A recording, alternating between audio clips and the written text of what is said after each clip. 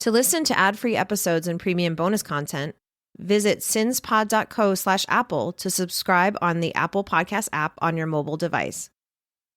Hey listeners, we want to hear from you. Head over to our fan list page and send us your questions, leave us voicemail, or subscribe to ad-free and exclusive bonus content. Visit fanlist.com/sinsandsurvivors to connect with us today. The following episode discusses topics related to domestic violence, including detailed accounts and descriptions that some listeners might find distressing or triggering. Listener discretion is advised. When you think of domestic violence homicides, if you do, you might think it affects married couples or couples in long-term relationships. Maybe they're dating or living together, and like the frog in the pot, have slowly arrived in a horrible situation. But that isn't always the case. Makayla Rhiner was only 21 years old when she was confronted and murdered by someone she had only dated for 3 months. Like many of these cases, the murderer felt he was owed more, and it led him to murder.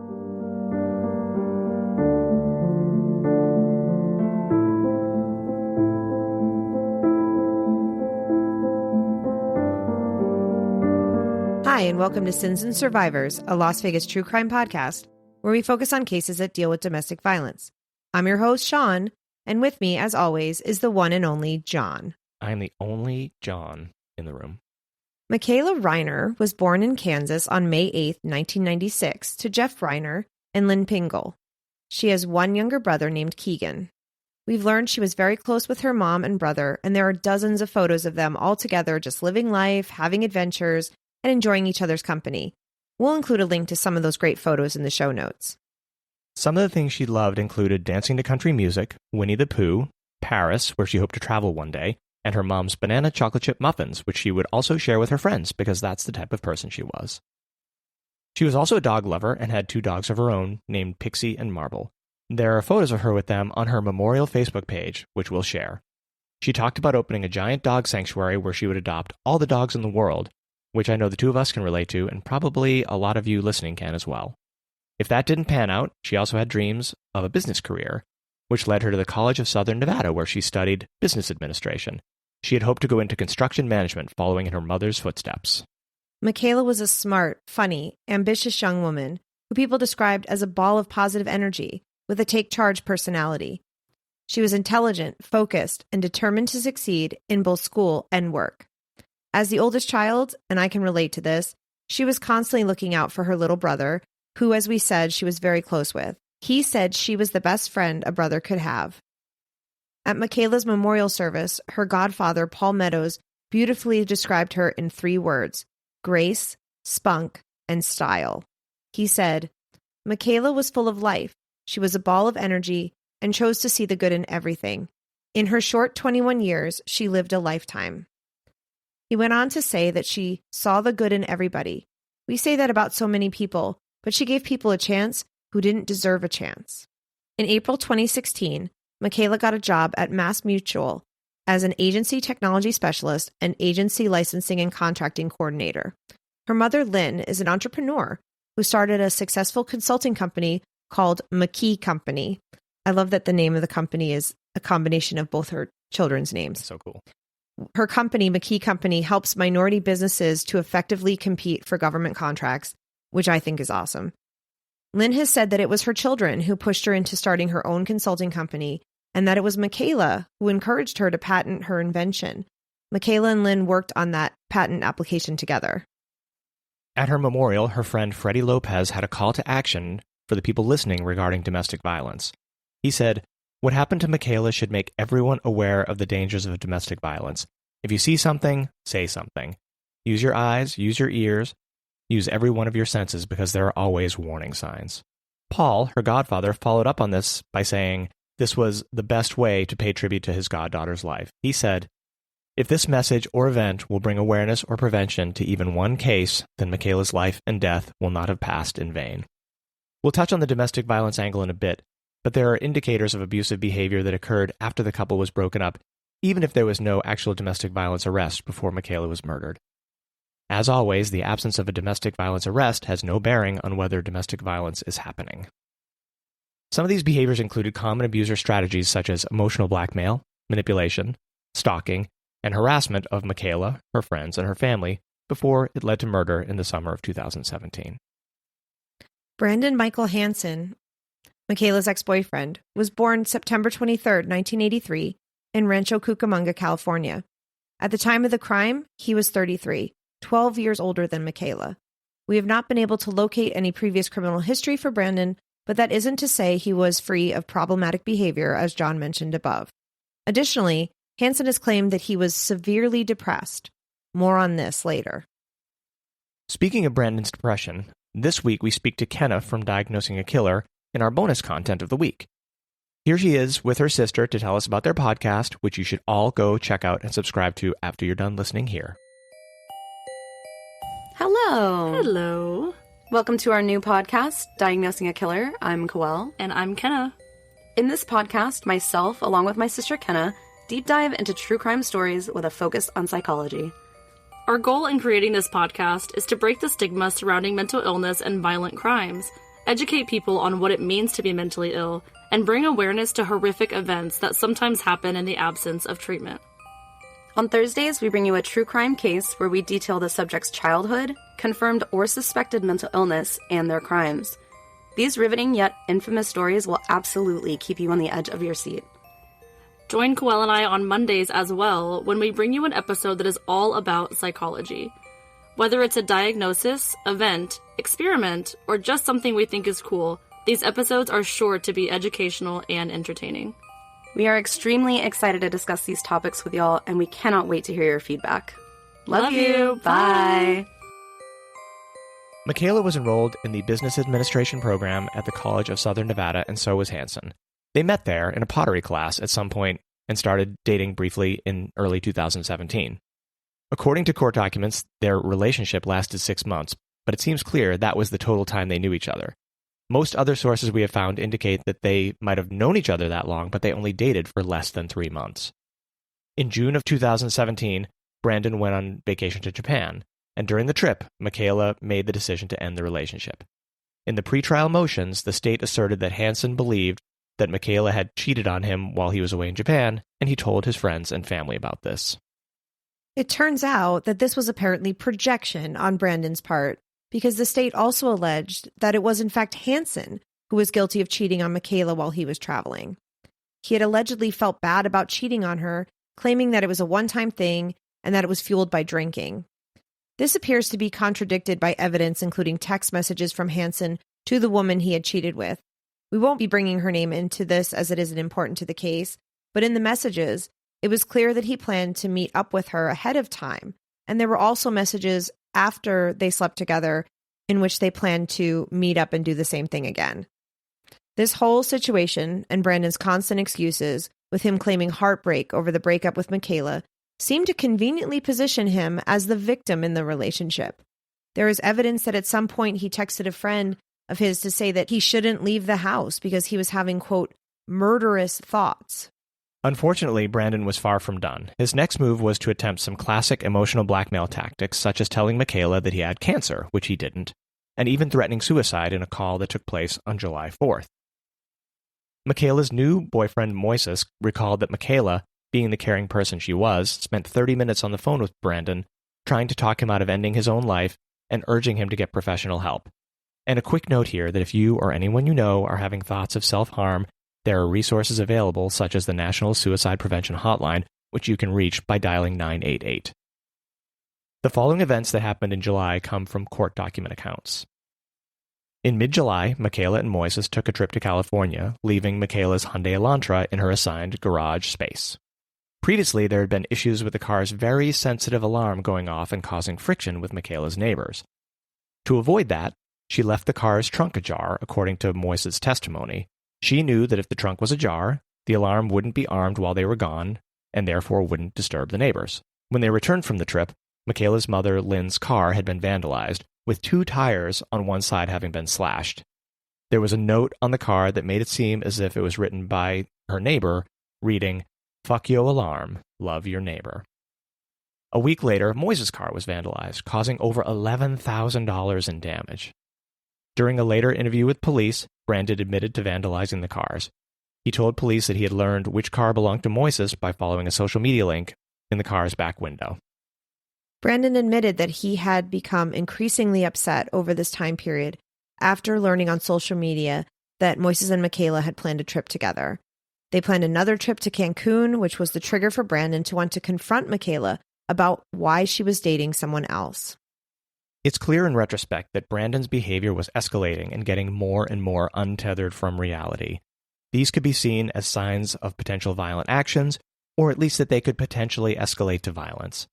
Paul, Makayla's godfather, spoke to News Channel 3 here in Las Vegas and made this point explicitly, expressing that he and other family members felt as if they could have done more. Of course they aren't at fault, but it's natural to second-guess yourself in situations like this. This is another example of the collateral damage caused by a tragedy like this. Those left behind carry the pain of their lost loved ones, and it serves as a good reminder that when you see behavior like this, you should speak up and act. It's important to know the signs of this type of escalating behavior and abusive patterns. On August 3rd, 2017, Moises was planning to hang out with Makayla after work, so he drove over to her apartment. She wasn't home yet, and she didn't answer her phone, but Keegan was home, and he told Moises that he hadn't seen Makayla since that afternoon. They tried to call her a few more times, but then they left to run an errand together. They drove by Makayla's work, but her car wasn't in the parking lot. By this time, it was around 7:30 p.m., so they returned to the apartment complex and drove by Makayla's garage. The garage was open, and they saw Makayla lying on the ground behind her car. By this time, a neighbor was standing at the garage, calling the police. Makayla had been murdered. The scene at the garage had to have been devastating to Moises and her beloved younger brother. In court documents, the prosecution described her as lying in a pool of blood. When the police arrived, they determined that Makayla may have been attacked from behind as she was trying to get to her car. Her cause of death was multiple stab and incised wounds. An incised wound is a cut that's typically longer than it is deep and is caused by a sharp-edged object, such as a knife, razor, or piece of glass. They are characterized by clean, straight edges and bleed profusely. The police spoke with Moises, Keegan, and Makayla's other family members, and they, of course, told the police how Hanson had been vandalizing their cars and harassing Makayla. And as you might expect, Brandon Hanson became their prime suspect. Hanson voluntarily gave an interview to police on August 6th, but he denied having anything to do with Makayla's murder. He suggested to the detectives that they look into Makayla's downstairs neighbor, who had been complaining about Makayla's car alarm going off. With the interview concluded, Hanson was allowed to leave. The police were not finished, however. Before Brandon left the interview, the police informed him they were going to search his home and his cars. And while the police were searching the car that was parked at Brandon's father's house, Brandon's father and his stepmother told the detectives that Hanson wanted to speak with officers again. While sitting inside an unmarked police vehicle parked in front of his dad's house, Brandon told the officers that he had been severely depressed since Makayla broke up with him. He said that he had sought help from a physician and that he had kept in touch with Makayla since the breakup, and she was aware of how upset he was. Brandon Hanson then confessed to killing Makayla, and he provided the police with extensive details about what had happened. He told the police that he had driven to Makayla's apartment, but he didn't have his phone with him because it had no battery power, so he left it behind to charge. He parked his car outside of Makayla's apartment complex and squeezed through the metal gate to access the complex carrying his backpack, which contained a K-bar hunting knife. Makayla wasn't home, so he waited for her. When she arrived, he watched her go into the garage. While she was getting out of her car, he walked up to her and demanded an explanation about their breakup. He wanted to know why she had broken up with him and expressed that he was owed an explanation. According to Brandon, she didn't give him any explanation, but simply said she didn't want to talk to him anymore. He then pulled out the knife from his backpack and continued to demand that she explain herself as he held her at knife point. She wasn't able to provide a response that would satisfy him, so he stabbed her 3 times in the neck. Makayla fell to the ground and kicked at him to get him away from her. She was also begging him to call for help. Brandon said that he couldn't find her phone to call for help before she died. He took her phone and her purse and ran to his car. Then he changed out of his bloodied shoes into different shoes that he had conveniently tucked inside his car. During the search of the house, police found a notebook in Brandon's room containing what the prosecution called several practice notes containing the phrase, "Fuck yo alarm, love your neighbor." They also found a suicide note that listed Makayla as the reason.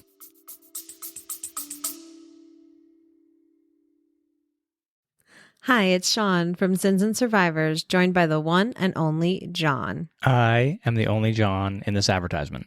Starting a podcast? Buzzsprout makes it simple. It's our choice for hosting Sins and Survivors, and here's why. Buzzsprout is user-friendly and perfect for beginners or pros. It offers essential features like easy integration with major platforms like Apple and Spotify podcasts, a customized web page, and insightful statistics to track your growth. What sets Buzzsprout apart? Advanced tools like Magic Mastering for audio quality, an AI assistant for social media and transcripts, and monetization options, including personalized ads. Start for free today. Visit sinspod.co/buzzsprout to get your podcast live and share your story with the world. Hanson was booked into the Clark County Detention Center on one count of murder. He was also charged with burglary with a deadly weapon, robbery with the use of a deadly weapon, and 2 counts of breaking, injuring, or tampering with a motor vehicle. He pleaded not guilty and was held without bail. The trial began on June 8, 2018. Brandon Hanson's attorney was K. Ryan Helmick, who is infamous here in Las Vegas. Many locals know him as the traffic ticket lawyer who has that bright pink building. Helmick was also arrested once in 2013 for bringing a pistol into the courthouse. He is considered one of the top defense attorneys in town, and he's currently representing Robert Tellis in his murder case for the murder of Review Journal reporter Jeff Gurman. The Tellis case is wild, but it's a story for another day. Part of Brandon's defense was that Makayla's murder wasn't premeditated. They asserted that Brandon had depression and therefore couldn't have planned or premeditated the crime. They also claimed that since he was taking Zoloft for his depression, it was the meds that made him do it. Helmick brought many pretrial motions attempting to get evidence suppressed or excluded, including the interview that Hanson gave to police, which was thankfully denied. One of the key pieces of evidence the prosecution and defense were at odds about concerned Brandon's behavior while he was on that trip to Japan. According to text messages and other evidence, Brandon had met up with a woman while in Japan, and the two of them had slept together. The defense argued that bringing this up at trial would be too prejudicial against Brandon and that it wasn't relevant to the case. The prosecution disagreed. They stressed this isn't a prior bad act, which would mean it should be excluded potentially. It was a consensual sexual encounter between 2 adults, and the prosecution wasn't trying to use that evidence just to make the defendant look bad or shame him. Why this evidence was important, according to the prosecution, was that it showed what was going on in Brandon's mind. Brandon had told his friends, his family members, and the detectives that he was distraught over his breakup with Makayla, and that he was devastated to find out she had cheated on him while he was in Japan, and this had sent him into a deep depression.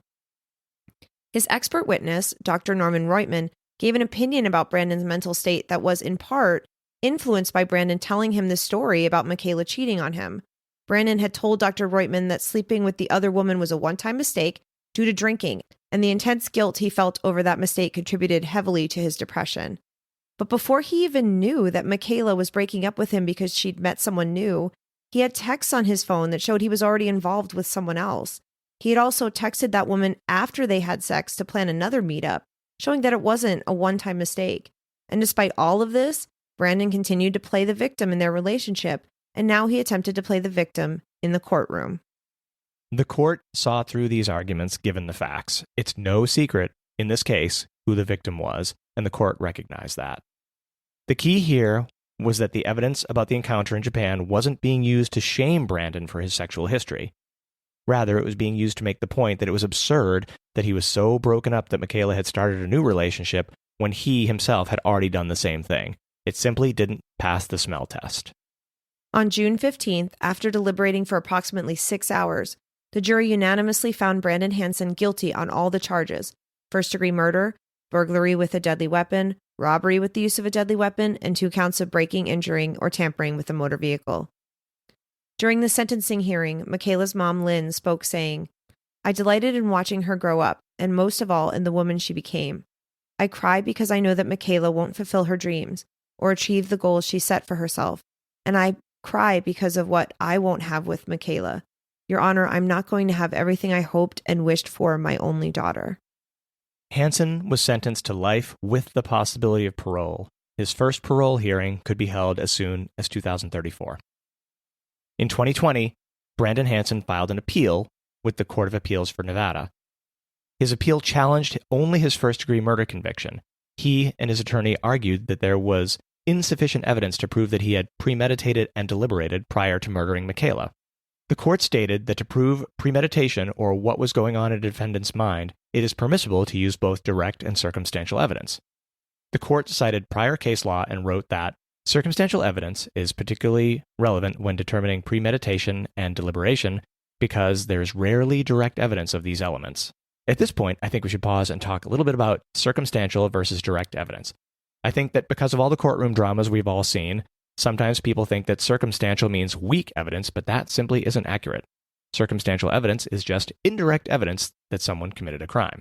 Yeah, that's right. And I wanted to look up some examples of this to help explain it better.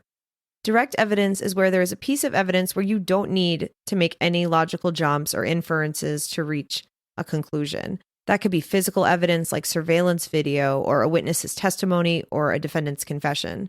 Circumstantial evidence is where you have to draw your own conclusion or where there might be more than one explanation for something. For example, direct evidence would be a store clerk seeing someone take a candy bar off a store shelf, stick it in their pocket, and walk out of the store with it. Circumstantial evidence would be the police stop someone outside of the store and they have a candy bar in their pocket. I actually found this post online from a law school professor named Alice Baker.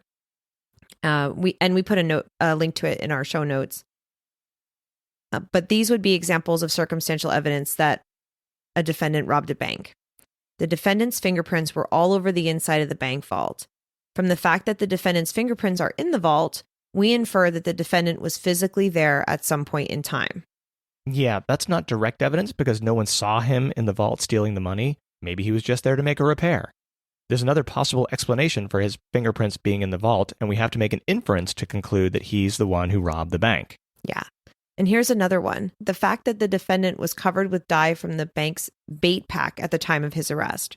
From the fact that the defendant was covered with bait pack dye, we infer that he was holding the bait pack at the time it exploded. Or another piece of circumstantial evidence would be surveillance video from a mini mart half a block from the bank, taken 2 minutes after the robbery, showing the defendant running down the street covered with dye from the bank's bait pack. From the fact that the defendant was located a half a block from the bank immediately after the robbery, covered with bait pack dye, we infer that he robbed a bank located close to the mini mart.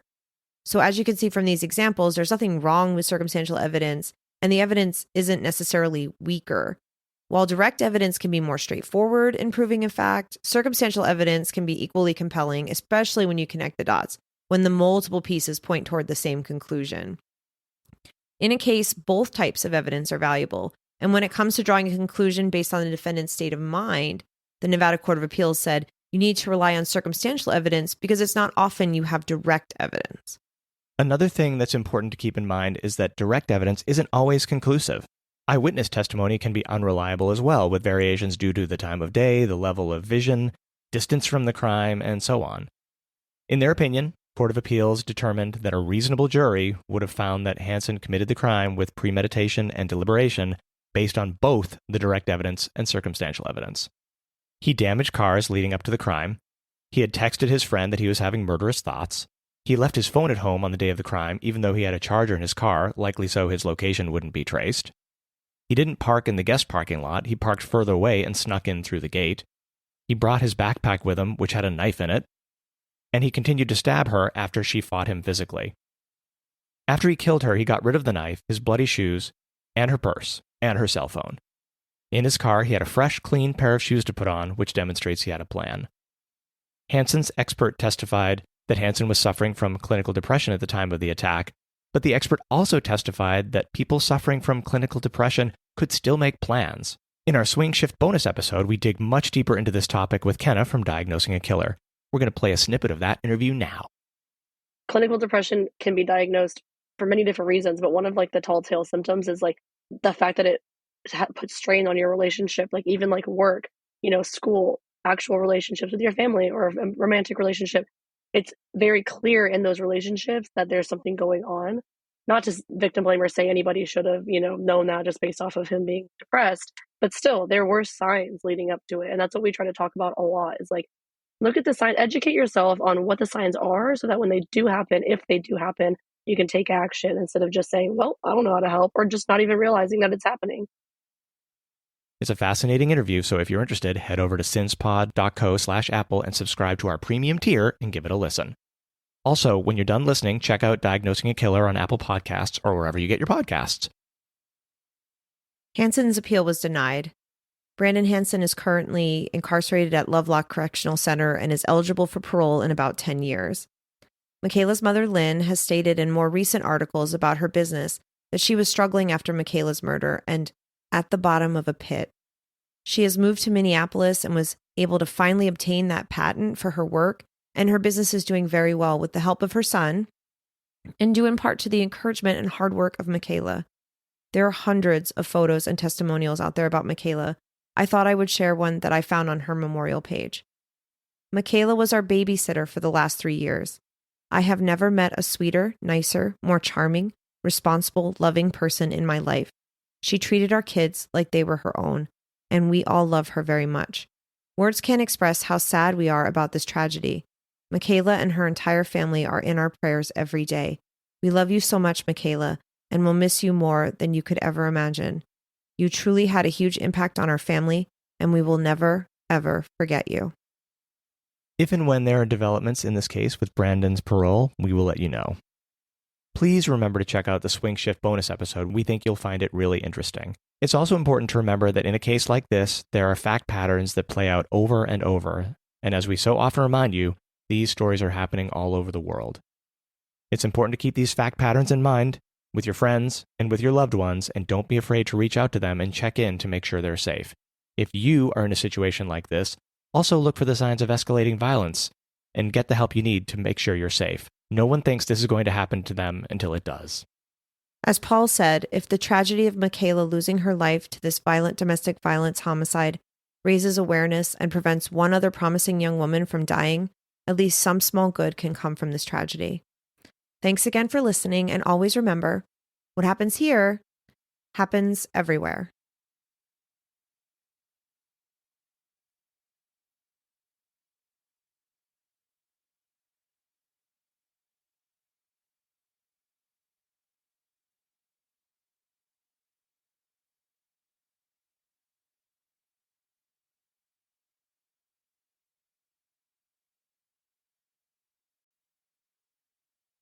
Thanks for listening.